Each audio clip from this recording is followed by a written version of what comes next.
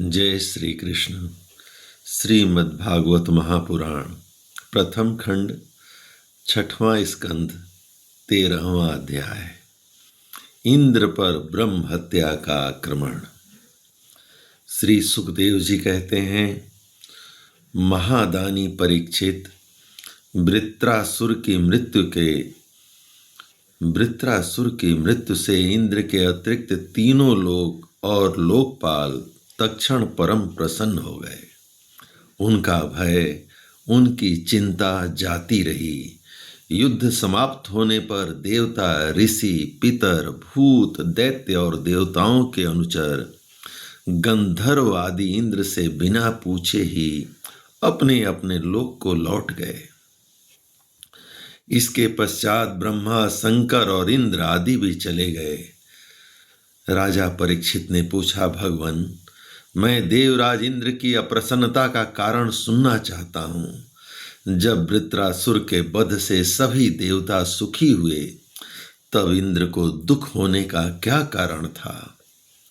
श्री सुखदेव जी ने कहा, परीक्षित, जब वृत्रासुर के पराक्रम से सभी देवता और ऋषि महर्षि अत्यंत भयभीत हो गए, तब उन लोगों ने उसके वध के लिए इंद्र से प्रार्थना की, परंतु वे ब्रह्म हत्या के भय से उसे मारना नहीं चाहते थे।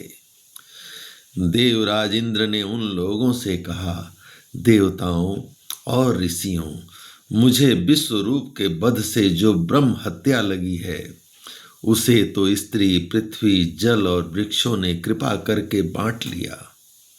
अब यदि मैं वृत्र का वध करूं, तो उसकी हत्या से मेरा छुटकारा कैसे होगा?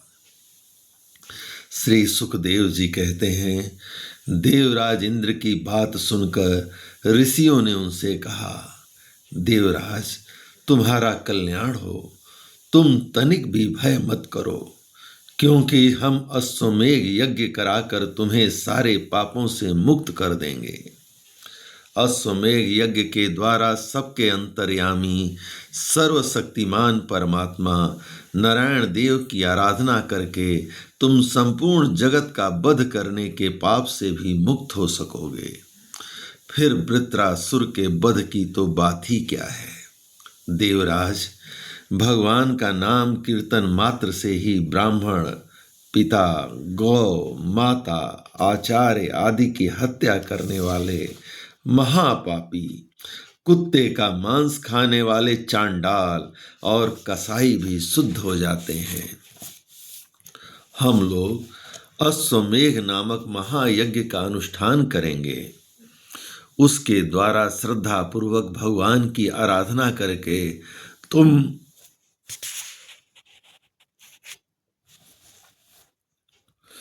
ब्रह्मा पर्यंत समस्त चराचर जगत की हत्या के भी पाप से लिप्त नहीं होगे।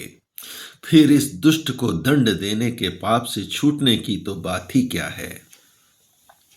श्री सुखदेव जी कहते हैं, परीक्षित, इस प्रकार ब्राह्मणों से प्रेरणा प्राप्त करके देवराज इंद्र ने वृत्रासुर का वध किया था।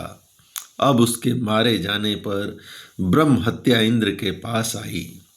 उसके कारण इंद्र को बड़ा क्लेश, बड़ी जलन सहनी पड़ी।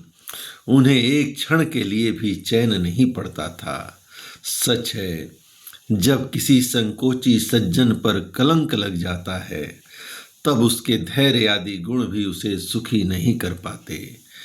देवराज इंद्र ने देखा कि ब्रह्म हत्या साक्षात चांडाली के समान उनके पीछे पीछे दौड़ी आ रही है। बुढ़ापे के कारण उसके सारे अंग कांप रहे हैं और क्षय रोग उसे सता रहा है। उसके सारे वस्त्र खून से लथपथ हो रहे हैं। वह अपने सफेद सफेद बालों को बिखेरे ठहर जा, ठहर जा, इस प्रकार चिल्लाती चली आ रही है। उसके श्वास के साथ मछली की दुर्गंध आ रही है, जिसके कारण मार्ग भी दूषित होता जा रहा है। राजन, देवराज इंद्र उसके भय से दिशाओं और आकाश में भागते फिर रहे हैं।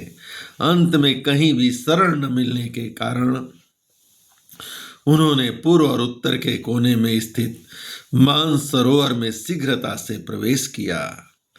देवराजेंद्र मानसरोवर के कमल नाल के तंतुओं में 1000 वर्षों तक छिपकर निवास करते रहे और सोचते रहे कि ब्रह्म हत्या से मेरा छुटकारा कैसे होगा। इतने दिनों तक उन्हें भोजन के लिए किसी प्रकार की सामग्री न मिल सकी, क्योंकि वे अग्नि देवता के मुख से भोजन करते हैं और अग्नि देवता जल के भीतर कमल तंतुओं में जा नहीं सकते। जब तक देवराजेंद्र कमल तंतुओं में रहे तब तक अपनी विद्या, तपस्या और योग बल के प्रभाव से राजा नहुष स्वर्ग का शासन करते रहे। परंतु जब उन्होंने संपत्ति और ऐश्वर्य के मद से अंधे होकर इंद्र पत्नी सची के साथ अनाचार करना चाहा, तब सची ने उनसे ऋषियों का अपराध करवाकर शाप दिला दिया, जिससे वे सांप हो गए। तदंतर जब सत्य के परम पोषक भगवान का ध्यान करने से इंद्र के पाप नष्ट प्राय हो गए, तब ब्राह्मणों के बुलवाने पर वे पुनः स्वर्ग लोक में गए। कमल वन विहारणी विष्णु पत्नी लक्ष्मी जी इंद्र की रक्षा कर रही थीं और पूर्वोत्तर दिशा के अधिपति रुद्र ने पाप को पहले ही निस्तेज कर दिया था, जिससे वह इंद्र पर आक्रमण नहीं कर सका। परीक्षित, इंद्र के स्वर्ग में आ जाने पर ब्रह्मर्षियों ने वहां आकर भगवान की आराधना करने के लिए इंद्र को अश्वमेघ यज्ञ की दीक्षा दी, उनसे अश्वमेघ यज्ञ करवाया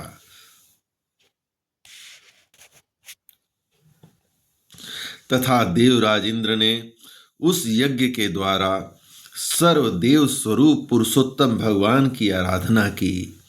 तब भगवान की आराधना के प्रभाव से वृत्रासुर के वध की वह बहुत बड़ी पाप राशि भस्म हो गई। जैसे सूर्योदय से कुहरे का नाश हो जाता है, वैसे ही जब मरीच आदि मुनीश्वरों ने उनसे विधि पूर्वक अश्वमेघ यज्ञ कराया, तब उसके द्वारा सनातन पुरुष यज्ञपति भगवान की आराधना करके इंद्र सब पापों से छूट गए और पूर्ववत फिर पूजनीय हो गए। परीक्षित, इस श्रेष्ठ आख्यान में इंद्र की विजय, उनकी पापों से मुक्ति और भगवान के प्यारे भक्त वृत्रासुर का वर्णन हुआ है। इसमें तीर्थों को भी तीर्थ बनाने वाले भगवान के अनुग्रह आदि गुणों का संकीर्तन है। यह सारे पापों को धो बहाता है और भक्ति को बढ़ाता है। बुद्धिमान पुरुषों को चाहिए कि वे इस इंद्र संबंधी आख्यान को सदा सर्वदा पढ़ें और सुनें। विशेषतः पर्वों के अवसर पर तो अवश्य इसका सेवन करें। यह धन और यश को बढ़ाता है, सारे पापों से छुड़ाता है, शत्रु पर विजय प्राप्त कराता है तथा आयु और मंगल की अभिवृद्धि करता है। जय श्री कृष्ण। इस प्रकार भगवान श्री कृष्ण की कृपा से श्रीमद् भागवत महापुराण प्रथम खंड षष्ठम स्कंद का 13वां अध्याय संपूर्ण हुआ। जय श्री कृष्ण।